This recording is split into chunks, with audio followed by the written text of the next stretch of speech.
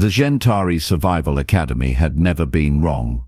Not in 4,000 years of operation, not across 732 species evaluations, and certainly not when their quantum predictive algorithms had been fed enough data to choke a computational nexus.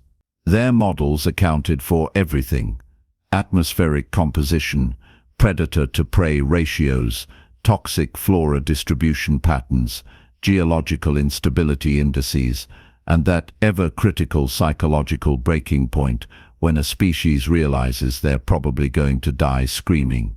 Planet KX-447 rated a solid 9.7 on the inhospitable death world scale, which was impressive considering a 10 meant the planet was actively on fire or composed entirely of sentient acid. The Academy had selected it specifically for their latest behavioral study, a little academic endeavor titled Survival Adaptation Patterns in Extreme Isolation Scenarios. Translated from the pretentious, let's dump various species on a nightmare rock and see who cries first. The human specimen arrived on a Tuesday, if such a concept meant anything on a planet where the local star seemed to have a personal vendetta against the concept of consistent daylight. The Academy's observation team, a collection of Zhen'tari academics whose tentacles practically quivered with anticipation, had calculated a 94.7% probability of complete psychological collapse within 72 hours. The remaining 5.3% margin accounted for stubbornness, which humans apparently possessed in quantities that made the math uncomfortable. Dr. Vexthor, the lead observer, adjusted his sensory apparatus to focus on the landing zone. The human had been deposited with standard survival kit protocols: one emergency beacon to be activated when you admit defeat, basic environmental suit, water purification tablets, and a multi-tool that the Academy's engineers had designed to be just inadequate enough to frustrate without being completely useless. It was science, after all. Expensive, slightly sadistic science. The human emerged from the drop pod, took one look at the acid rain beginning to fall, the carnivorous plants flexing their thorn tendrils in anticipation, and the six-legged predator observing from behind a crystalline rock formation, and said something the translation algorithm rendered as well: "This is aggressively terrible." Then the human started walking toward a cluster of trees that the database had flagged as highly toxic. Recommend avoidance. Sap causes molecular dissolution. The observation deck fell silent. Perhaps the translation matrix malfunctioned, offered junior researcher Klexver, his bioluminescent patches flickering with uncertainty. Run a diagnostic, Vexthor commanded, though his own confidence had developed a small crack. The human reached the toxic trees, examined them with what appeared to be careful consideration, and then proceeded to not touch them. Instead, the human began gathering fallen branches from a different species of tree, one that was merely poisonous rather than molecularly destructive. Progress, perhaps. The Academy had factored in tool usage. They had accounted for shelter construction. They had even included variables for prayer, hallucination, and spontaneous artistic expression as coping mechanisms. What they had not predicted was the fence. It started on day 2. The human had spent the first night in the drop pod, which seemed reasonable enough. But as the planet's primary star hauled itself over the jagged horizon, with all the enthusiasm of a student attending morning lectures, the human emerged and began doing something that made absolutely no sense whatsoever. The human was building a fence, not a shelter, not a distress signal, not even a proper defensive fortification. A fence, a waist-high, cobbled-together arrangement of branches, rocks, and what appeared to be braided vines from a plant that caused temporary paralysis if touched incorrectly. The human had somehow touched them correctly, which was already making several xenobotanists question their dissertations. The psychological break is manifesting as obsessive-compulsive construction behavior. Vexthor announced to his team, updating his notes with confident keystrokes. Observe how the human creates arbitrary boundaries in an attempt to establish territorial control, a primitive response to environmental chaos. The fence grew. By day 3, it encompassed a rough circle, approximately 20 meters in diameter. The human had even installed a gate, which was just showing off at this point. The structure served no practical purpose. The local predators could simply walk around it, or, in the case of the flying ones, completely ignore its existence. Except the predators did not walk around it. The six-legged stalker that had been shadowing the human since landing day approached the fence, sniffed at it extensively, and then sat down outside the perimeter, like it was waiting for permission to enter. A pack of smaller carnivores investigated the barrier, chittered amongst themselves in what the translation software couldn't quite pass, and also declined to cross the arbitrary boundary. "Run the algorithm again," Vexthor said quietly. "Already running," Klixva replied, his patches now strobing with what might have been panic or excitement, or possibly both. "The model doesn't account for this. The fence provides no actual deterrent to species with climbing, flying, or simple walking around capabilities." And yet, the human, meanwhile, had moved on to fire. Not a single sensible fire for warmth and cooking. Multiple fires. The human had established what could only be described as a fire district within the fenced area. Fire 1 appeared to be for cooking. Fire 2 was positioned for warmth. Fire 3 had no discernible purpose, except that the human seemed to enjoy looking at it. By day 5 there were 7 fires. "This is resource waste on a scale that should guarantee extinction," declared Dr. Zenzik, the survival economics specialist. Her crystalline thought matrix was practically humming with distress. "The human is expending energy to maintain combustion reactions that serve no survival function. Fire 7 is literally just decorative." Fire 7 was indeed decorative. The human had arranged stones around it in a pleasing pattern, and occasionally threw in aromatic plant matter that created colored smoke. The human would sit and watch Fire 7 while consuming nutrients, making sounds the translator identified as humming or possibly singing, though the distinction seemed culturally significant in ways the algorithm couldn't quite grasp. "The predicted collapse should have occurred by now," Vexthor muttered, reviewing the data streams for the 14th time that hour. "The human should be hypothermic, malnourished, or consumed by local fauna. Instead, there are 7 fires and what appears to be a welcome mat at the fence gate." There was indeed a welcome mat.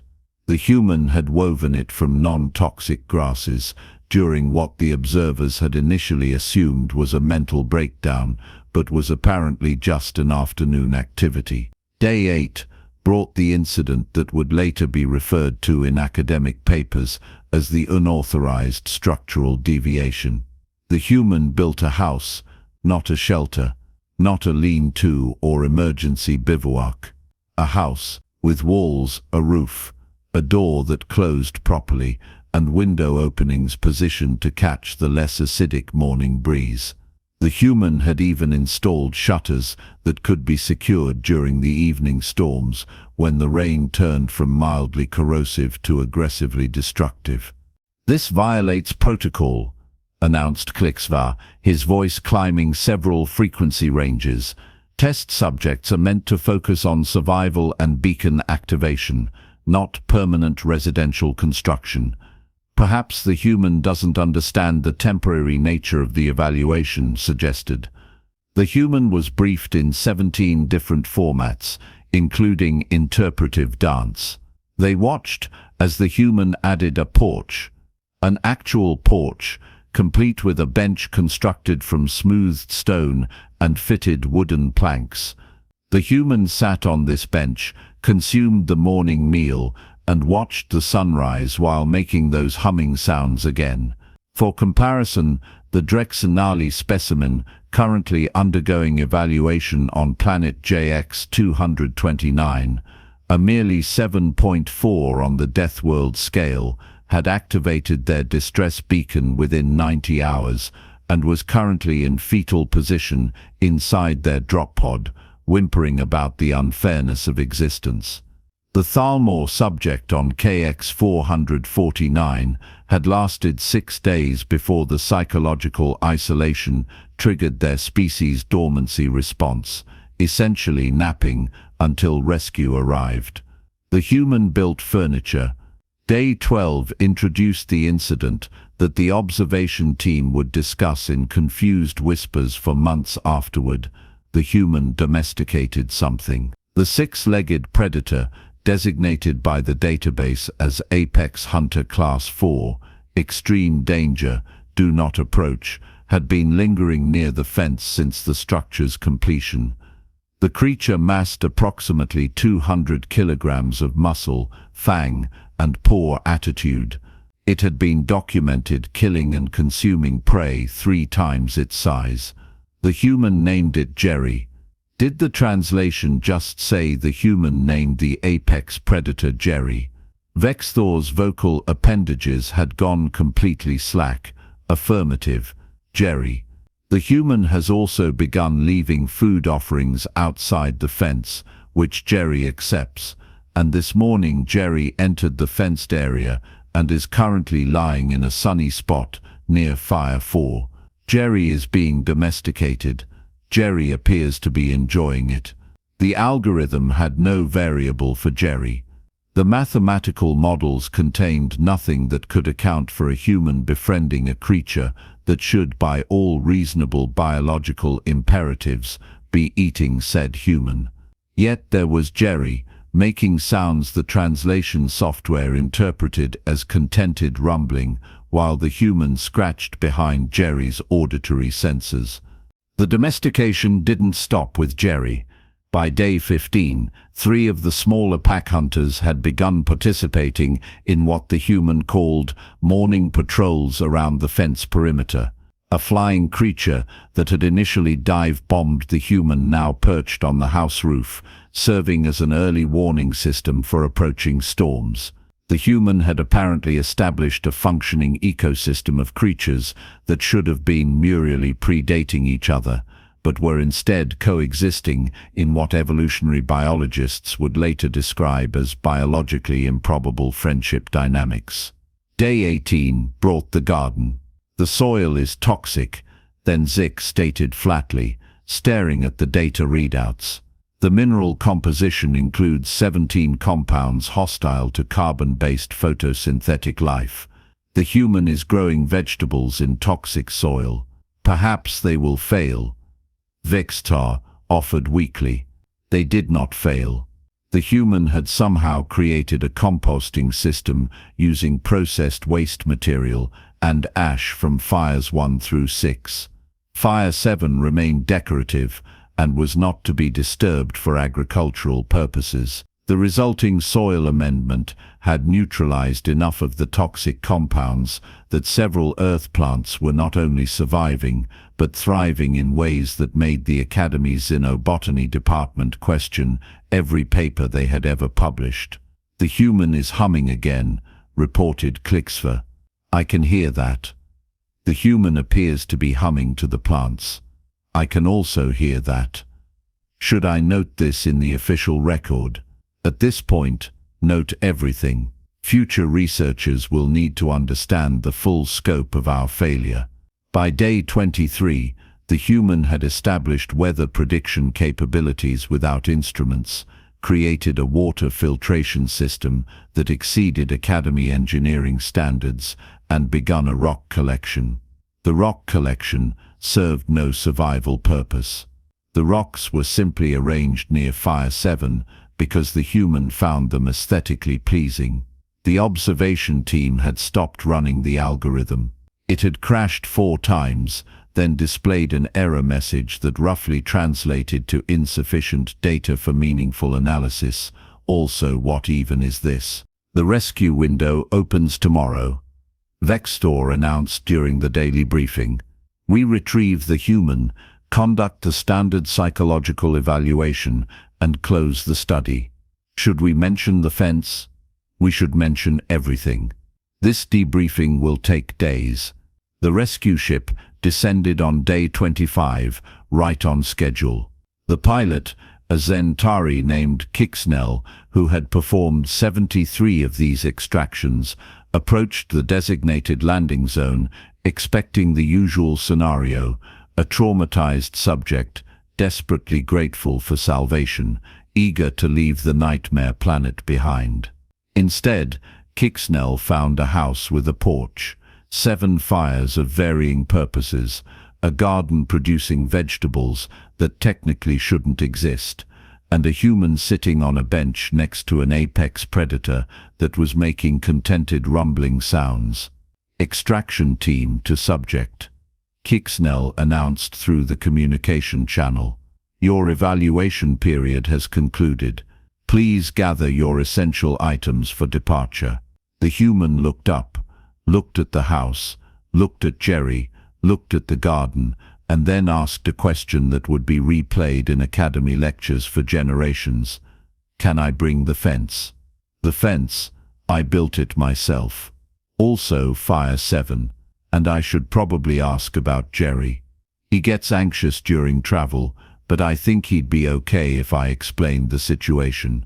Kixnell contacted Mission Control. Mission Control contacted Dr. Vextor. Dr. Vextor experienced what the medical team later classified as an acute stress response, manifesting as uncontrolled appendage trembling. Informed the human that the fence must remain. Vextor eventually managed, as must Jerry. And all 7 fires. The human completed the evaluation. The human survived. The human must now return to base for debriefing. The human agreed, but only after making Jerry promise to maintain the garden and keep Fire 7 burning for ambience, and also principles. The extraction took 4 hours instead of the scheduled 40 minutes, because the human insisted on saying goodbye to every plant, every domesticated predator, and individually thanking each fire for its service. Fire 7 received the longest farewell speech, which included what the translator passed as poetic reminiscing.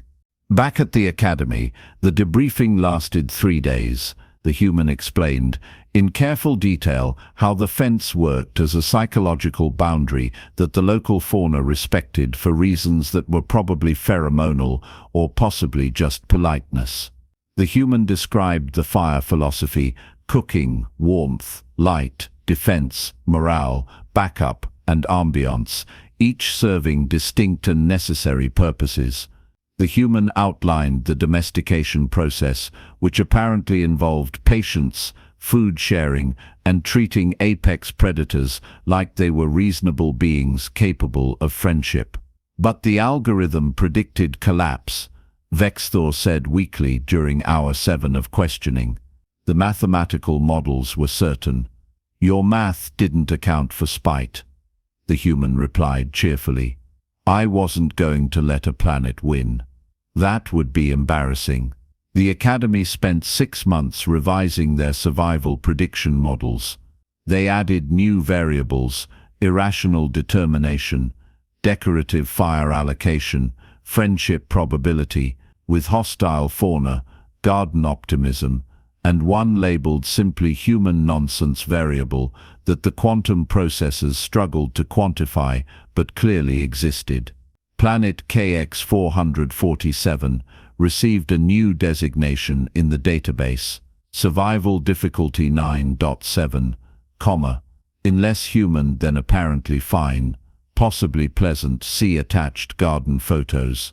The fence remained standing. Jerry maintained the garden with help from the pack hunters and the flying early warning system. Fire 7 continued burning, tended by a rotating ecosystem of creatures who had apparently accepted their roles as groundskeepers for a property whose owner had departed, but whose spirit remained in every planted seed and every arranged stone. 3 months later, the Academy received a communication from the human, now returned to normal duties aboard a colony transport. The message contained a single question: is Jerry okay? Also, how's Fire 7 holding up? Dr. Vexthor composed a response that took 17 drafts to complete, finally settling on Jerry is excellent. Fire 7 burns eternal. Your garden has expanded to cover 40% of the viable land area. We've designated the location as a restricted conservation zone to prevent interference with your accidentally created ecosystem. The human's reply arrived 6 days later. That's nice. Tell Jerry I miss him. The Zhen'tari Survival Academy updated their institutional motto that year. Where it had once read predicting survival through mathematical certainty, it now concluded with a small asterisk, leading to a footnote: except humans. We have no idea what they're doing. They built a fence, it worked. We're still investigating how. Jerry submitted a formal request to be listed as co-author on any papers published about the KX-447 study. The request was denied on the grounds that apex predators did not qualify for academic credentials, regardless of how well they maintained decorative fires. Fire 7 continued burning. Visible from orbital surveys, a small point of light on a death world that had been defeated, not by technology or violence, but by one human's stubborn refusal to accept that survival couldn't also include a porch, a garden, and appropriate ambiance. The Academy's quantum algorithms processed the data for years afterward, searching for patterns, seeking understanding, trying to quantify the unquantifiable.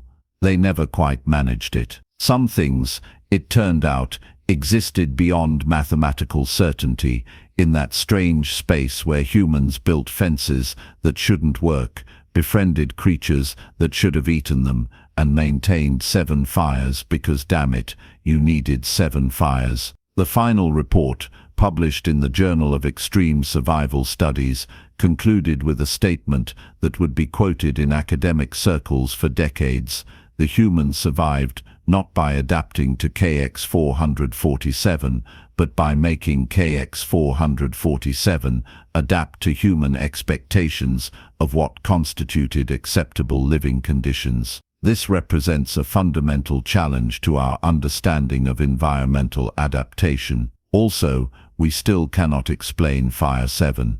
Back on the transport, the human pulled up the saved images of the fence, the house, the garden, and Jerry sleeping peacefully in the sun near Fire 4. The photographs were labeled "Best Vacation Ever, Would Recommend, Bring Seeds." The Academy had predicted collapse. The human had built a home. In the end, the math had been wrong, but the fence had been right, and that seemed to matter more than 4,000 years of predictive modeling. The universe, it turned out, had a variable the algorithms couldn't quite capture, something that existed in the space between survival and thriving, in the gap between necessary and nice. Some called it human stubbornness, others termed it adaptive insanity. The human just called it Tuesday, built another fence, and got on with the business of making hostile planets considerably less hostile and moderately more decorated.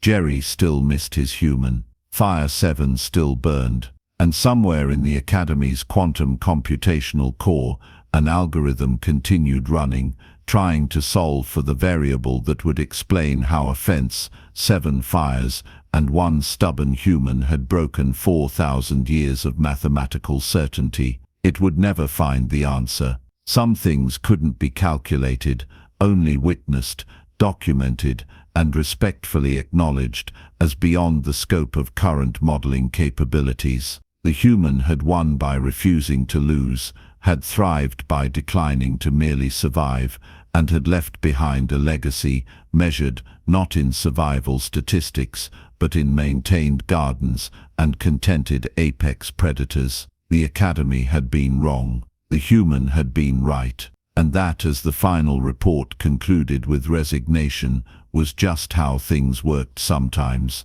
particularly when humans were involved and had access to building materials, fire-starting equipment, and an aggressive unwillingness to cooperate with predictions. Fire 7 continued burning, eternal and decorative, a monument to the day the math broke and the fence held, and nothing in the universe would ever be quite the same.